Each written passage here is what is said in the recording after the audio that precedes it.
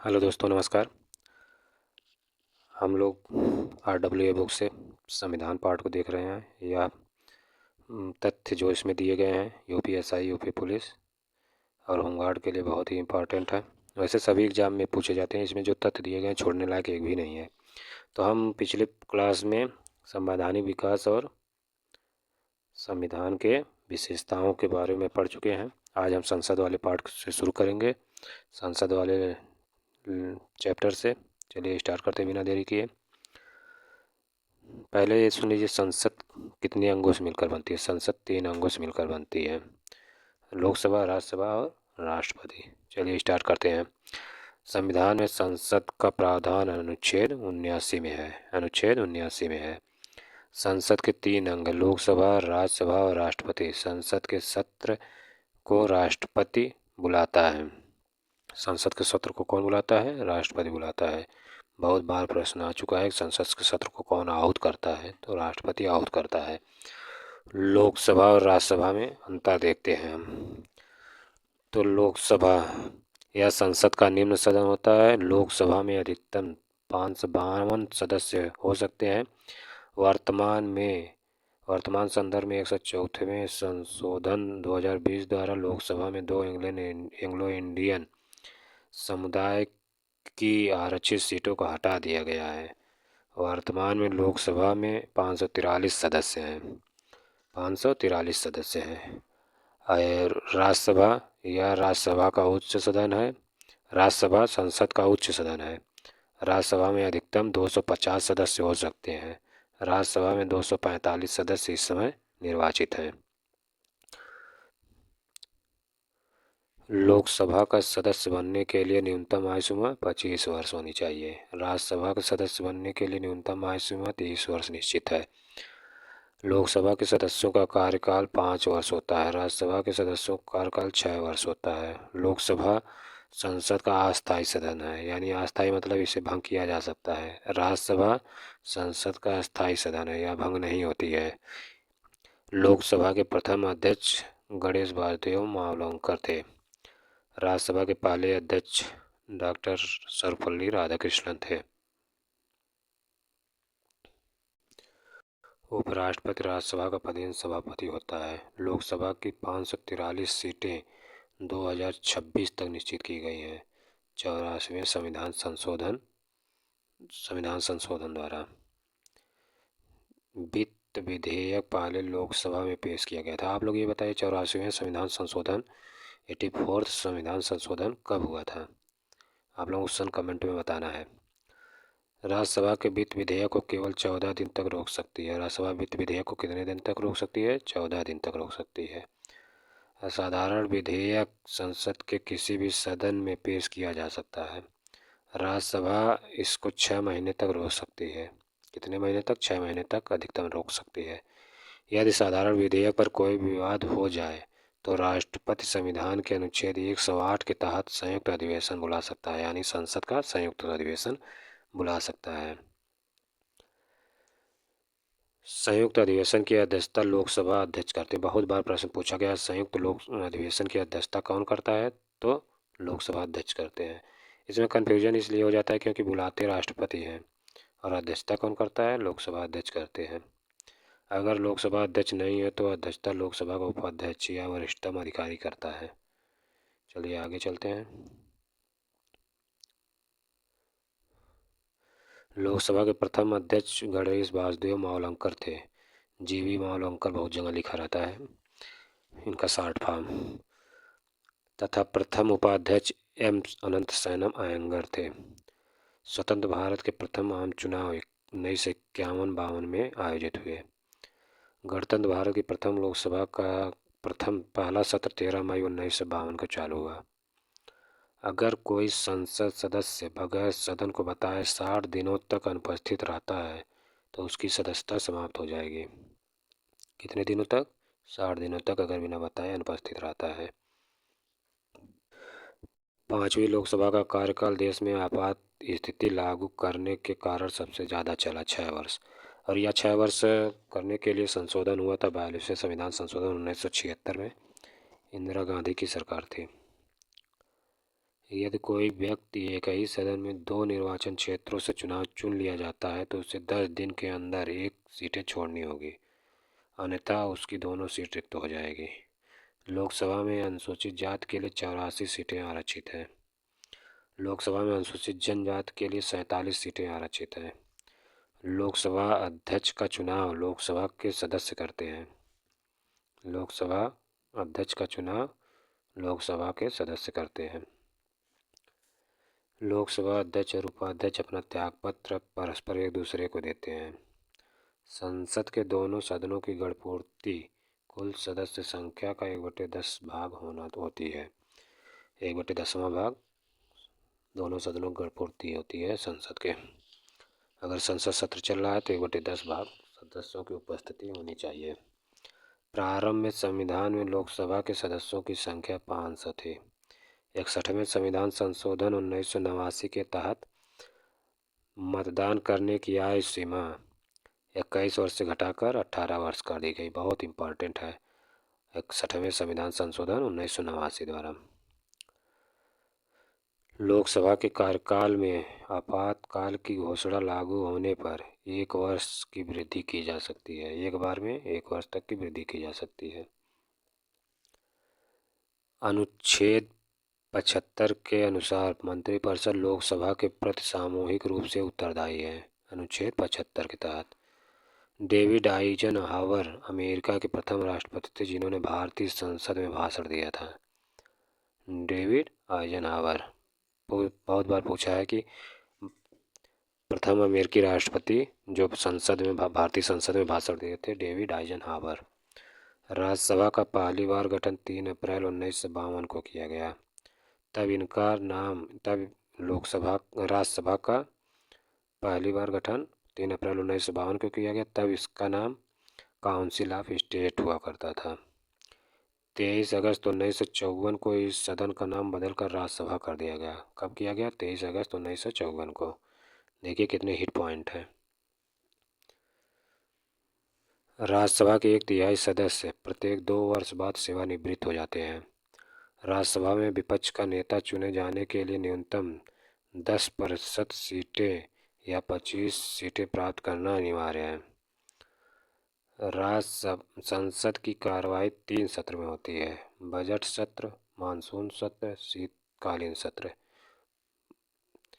अनुच्छेद 249 संसद को राष्ट्रीय हित में राज्य सूची के किसी विषय पर कानून बनाने का अधिकार प्राप्त है। अनुच्छेद 312 के तहत राज्यसभा को अखिल भारतीय सेवाओं के सृजन का अधिकार है। भारतीय संसद एक वृत्ताकार भवन है। पहले वृत्ताकार था, अब इस भवन को नई भवन बना दिया गया है। जो वृत्ताकार भवन है इसका डिजाइन आर्किटेक्ट वास्तुकार एडविन लुटियंस एवं सर हेवर्ट ब्रेकर ने 1912 में तैयार किया था। वर्तमान संदर्भ में संसद भवन देखिए दिया है नए भवन के बारे में। वर्तमान संसद भवन को त्रिभुजाकार भवन के रूप में निर्मित किया जा रहा है नहीं कि हो गया है। और इसका उद्घाटन 28 मई 2023 को होगा। 28 मई 2023 को। संसद भवन की नींव 12 जनवरी 1921 में रखी गई थी। भारत का नया संसद भवन सेंट्रल विस्टा प्रोजेक्ट द्वारा बनाया गया है। सेंट्रल विस्टा प्रोजेक्ट के अंतर्गत बनाया गया है। लोकसभा में सबसे अधिक सीट राज्यों में उत्तर प्रदेश में 80 तथा केंद्र शासित प्रदेशों में दिल्ली 7 सीट है। अगर राज्यों में पूछे सबसे अधिक सीट उत्तर प्रदेश में और केंद्र शासित प्रदेश में दिल्ली।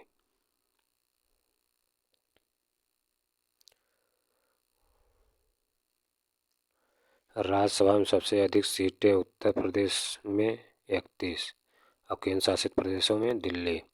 लोकसभा के एकमात्र अध्यक्ष जो राष्ट्रपति बने नीलम संजीव रेड्डी। नीलम संजीव रेड्डी की एक और खासियत है कि ये पहली बार चुनाव हार गई थी राष्ट्रपति का, हार गए थे, फिर दूसरी बार निर्विरोध चुने गए थे नीलम संजीव रेड्डी। लोकसभा की प्रथम महिला अध्यक्ष मीरा कुमार थी। भारतीय संविधान के प्रमुख भाग। पहले भाग में संघ एवं उसका राज्य क्षेत्र के बारे में बताया गया है, जो 1 से 4 तक अनुच्छेद में है। भाग 2 में नागरिकता है, 5 से 11 तक अनुच्छेद में। भाग 3 में मौलिक अधिकार हैं, 12 से 35 तक, अनुच्छेद 12 से 35 तक। भाग 4 में नीति निर्देशक तत्व है, 36 से 51 तक। भाग 4 का में मूल कर्तव्य है, 51 का में। भाग 5 में संघ है, अनुच्छेद 52 से 151 तक। भाग 5 में। भाग 6 में राज्य है, इसमें अनुच्छेद 152 से 237 तक है। भाग 8 संघ राज्य क्षेत्रों के बारे में है, 239 से 242 तक है। भाग 9 में पंचायतें हैं, 243 से 243 अड़ा तक। भाग 9 का नगर पालिका है, भाग 9 का में नगर पालिका है और यह 243 ता से 243 या छा तक है। भाग 9 खा सहकारी समितियां हैं, 243 या जा से 243 या ना तक। भाग 14 संघ और राज्यों के अधीन सेवाएं, 308 से 323 तक है। भाग 15 निर्वाचन आयोग, भाग 15 निर्वाचन आयोग के बारे में 324 से 329 तक है। भाग 17 में राजभाषा, देखिए राष्ट्रभाषा तो हमारी कोई नहीं है, राजभाषा के रूप में हिंदी को बनाया गया है, 343 से 341 तक अनुच्छेद में है। भाग 18 में आपात उपबंध है। आपको कमेंट में बताना है कि आपात उपबंध कहाँ से लिया गया, किस देश से लिया गया आपात उपबंध। 352 से 360 अनुच्छेद तक में है। भाग 20 में संविधान संशोधन 368 में है। संविधान के महत्वपूर्ण अनुच्छेद, अनुच्छेद 1 कहता है भारत अर्थात इंडिया राज्यों का संघ है, भारत अर्थात इंडिया राज्यों का संघ है। अनुच्छेद 3 देखिए इम्पॉर्टेंट दिया है, 1 के बाद 3, संसद द्वारा किसी राज्य का नाम तथा नए राज्यों का गठन व इनकी सीमा तथा नामों में परिवर्तन भी कर सकती है। बहुत बार पूछा जाता है कि नामों में परिवर्तन या सीमा, राज्यों का गठन और उनकी सीमा नामों में परिवर्तन कौन कर सकता है, संसद कर सकती है। किस अनुच्छेद के तहत, अनुच्छेद 3 के तहत। ये तो आसान है कि कौन करता है, संसद करती है, लेकिन अनुच्छेद 3 है। अनुच्छेद 5 में नागरिकता है, अनुच्छेद 5 में नागरिकता है। अनुच्छेद 15 धर्म, मूल वंश, जाति, लिंग, जन्म स्थान के आधार पर भेदभाव का निषेध है। अनुच्छेद 17 अस्पृश्यता का अंत है। अनुच्छेद 18 में उपाधियों का अंत है, अनुच्छेद 18 में उपाधियों का अंत है। अनुच्छेद 19 में वाक एवं अभिव्यक्ति की स्वतंत्रता के बारे में बताया गया है, वाक एवं अभिव्यक्ति की स्वतंत्रता के बारे में बताया गया है। अनुच्छेद 21 में प्राण एवं दैहिक स्वतंत्रता का संरक्षण, भोजन के अधिकार इसी में है। अनुच्छेद 21 का में 6 से 14 वर्ष के बच्चों को मुफ्त और अनिवार्य शिक्षा का अधिकार दिया गया। अनुच्छेद 23 में मानव के दुर्व्यापार, मानव तस्करी और बलात्कार श्रम का निषेध। अनुच्छेद 24 में 14 वर्ष से कम आयु के बच्चों को कारखाने में कार्य करने से रोक। अनुच्छेद 26 में धार्मिक कार्यों के प्रबंध की स्वतंत्रता। अनुच्छेद 26 में धार्मिक कार्यों के प्रबंध की स्वतंत्रता। अनुच्छेद 29 में अल्पसंख्यक वर्गों के हितों का संरक्षण। अनुच्छेद 30 में शिक्षण संस्थानों की स्थापना तथा प्रशासन करने का अल्पसंख्यकों के अधिकार। बहुत बार प्रश्न पूछता है शिक्षण संस्थान अल्पसंख्यक किस अनुच्छेद के तहत स्थापित कर सकते हैं, तो अनुच्छेद 30 के तहत। और अपने हित के संरक्षण के बारे में जो है 29 में है, अनुच्छेद 29 में। अनुच्छेद 32 में संवैधानिक उपचारों का अधिकार। अनुच्छेद 40 में ग्राम पंचायतों का गठन, ग्राम पंचायतों का गठन। आपको बताना है कि अनुच्छेद 40 या किस में आता है, नीति निर्देशक तत्व में आता है कि मौलिक कर्तव्य में अनुच्छेद 40 आता है कि मौलिक अधिकार में। आपको इतना ही देना है कि मौलिक अधिकार में आता है कि मौलिक कर्तव्य में कि नीति निर्देशक तत्व में अनुच्छेद 40। देखिए मैं कमेंट में जो कह रहा हूँ आप लोग लिखेंगे तो उससे तैयार होगा, आपका याद आएंगी चीज़ें, और नहीं लिखेंगे तो फिर कोई बात नहीं, लेकिन लिखेंगे तो उससे आपका रिवीजन होगा। और नहीं आ रहा है तो उसको सर्च करके लिखिए, लेकिन कमेंट में लिखिए। अनुच्छेद 45 6 वर्ष से कम आयु के बच्चों के निःशुल्क और अनिवार्य शिक्षा और देखभाल का उपबंध है। अनुच्छेद 48 में कृषि और पशुपालन का संगठन है। अनुच्छेद 48 का में पर्यावरण का संरक्षण, संवर्धन और वन तथा वन्य जीवों की रक्षा है। अनुच्छेद 51 में अंतर्राष्ट्रीय शांति सुरक्षा की अभिवृद्धि है। बहुत बार पूछता है कि अंतर्राष्ट्रीय शब्द का प्रयोग किस अनुच्छेद में है, तो अनुच्छेद 51 में है। अनुच्छेद 51 में है। और 51 किस में आता है? नीति निर्देशक तत्व में आता है। अनुच्छेद 51 का मूल कर्तव्य से संबंधित है। इसमें मूल कर्तव्यों की बात की गई है। मूल कर्तव्य कितने हैं? मूल कर्तव्य 11 हैं। अनुच्छेद 52 भारत का राष्ट्रपति। अनुच्छेद 53 राष्ट्रपति की कार्यपालिका संबंधी शक्ति है। अनुच्छेद 54 राष्ट्रपति का निर्वाचन है। अनुच्छेद 57 पुनर्निर्वाचन की पात्रता है। पुनर्निर्वाचन के लिए पात्रता के बारे में दी गई है राष्ट्रपति के। अनुच्छेद 58 राष्ट्रपति निर्वाचन होने के लिए अर्हताएँ। अनुच्छेद 60 में राष्ट्रपति द्वारा शपथ या प्रतिज्ञान। अनुच्छेद 61 में राष्ट्रपति पर महाभियोग चलाने की प्रक्रिया। अनुच्छेद 63 में भारत का उपराष्ट्रपति। अनुच्छेद 63 में। अनुच्छेद 66 में उपराष्ट्रपति का निर्वाचन। अनुच्छेद 72 में राष्ट्रपति को क्षमादान की शक्ति। अनुच्छेद 74 में राष्ट्रपति को सहायता और सलाह देने के लिए मंत्रिपरिषद होगी। किस अनुच्छेद के तहत? अनुच्छेद 74 के तहत। अनुच्छेद 76 में भारत का महान्यायवादी है। अनुच्छेद 80 में राज्यसभा की संरचना है। अनुच्छेद 81 में लोकसभा की संरचना है। अनुच्छेद 85 में संसद का सत्र, सत्रावसान और विघटन है। अनुच्छेद 93 में लोकसभा का अध्यक्ष और उपाध्यक्ष के बारे में है। अनुच्छेद 98 में संसद का सचिवालय है।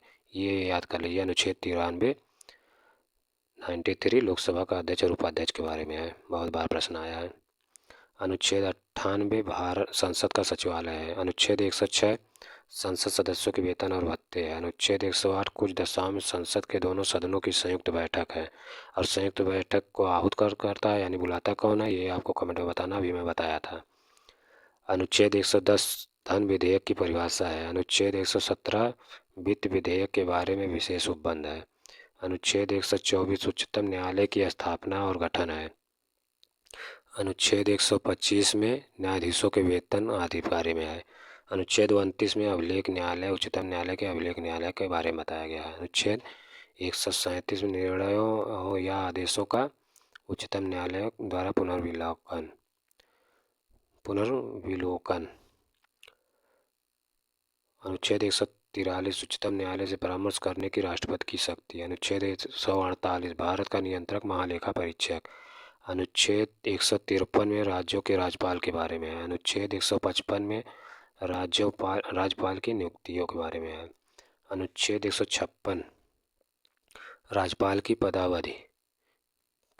अनुच्छेद 156 राज्यपाल की पदावधि के बारे में। अनुच्छेद 157 राज्यपाल की नियुक्ति होने की अर्हताएँ हैं। अनुच्छेद 159 में राज्यपाल द्वारा शपथ या प्रतिज्ञान है। अनुच्छेद 163 राज्यपाल को सहायता और सलाह देने के लिए मंत्रिपरिषद है। अनुच्छेद 168 में राज्यों के विधानमंडल का गठन है। अनुच्छेद 169 में राज्यों में विधान परिषदों का उत्साधन या सृजन। उत्साधन मतलब समाप्ति। अनुच्छेद 178 में विधानसभा का अध्यक्ष और उपाध्यक्ष है। आपको बताना है कि भारत के कितने राज्यों में विधान परिषदें हैं। अनुच्छेद 182 विधान परिषद का सभापति और उपसभापति के बारे में है। अनुच्छेद 214 में राज्यों के लिए उच्च न्यायालय की व्यवस्था 214 में है। अनुच्छेद 217 उच्च न्यायालय के न्यायाधीशों की नियुक्ति और उसके पद की शर्तें हैं। अनुच्छेद 233 में जिला न्यायाधीशों की नियुक्ति के बारे में है।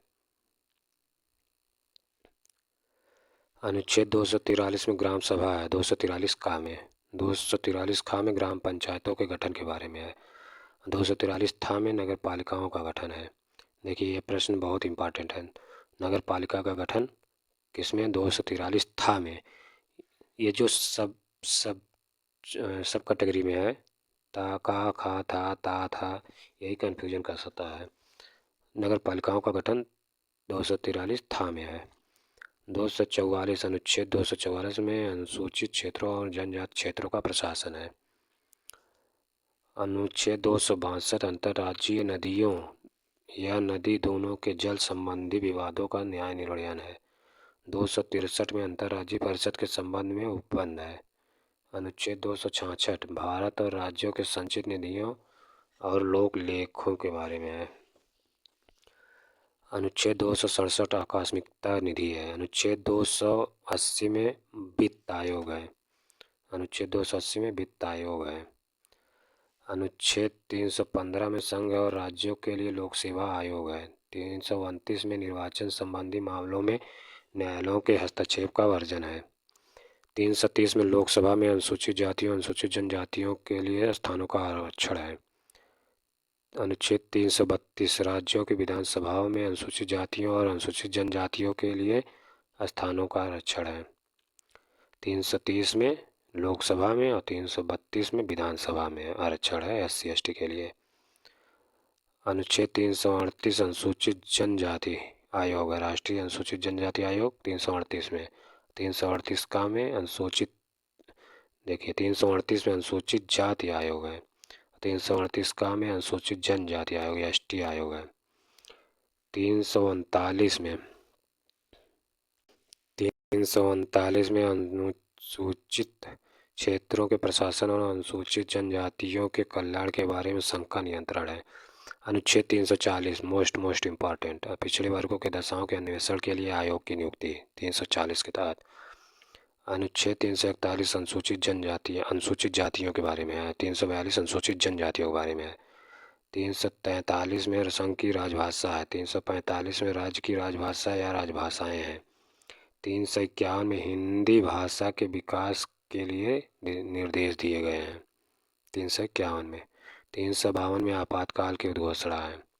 356 में राज्यों में संवैधानिक तंत्र के विफल हो जाने की दशा में उपबंध है। अनुच्छेद 360 वित्त आयोग के बारे में उपबंध है। अनुच्छेद 368 संविधान का संशोधन करने की संसद की शक्ति और उसके लिए प्रक्रिया है। अनुच्छेद 392 में कठिनाइयों को दूर करने के लिए राष्ट्रपति की शक्ति है। अनुच्छेद 392 में। दोस्तों आज यहीं तक रहने देते हैं, वीडियो ज़्यादा लंबी हो जाएगी, अगले वीडियो में अप करेंगे। और भारतीय संविधान की अनुसूचियाँ अगले वीडियो से चालू होगी यहीं से। आज यहीं तक इस वीडियो में रहने देते हैं, वीडियो लंबी हो जाएगी। दोस्तों वीडियो को लाइक और शेयर करें और जो मैं क्वेश्चन पूछा हूँ उसको ज़रूर कमेंट में आप लोग बताइएगा। ओके, धन्यवाद।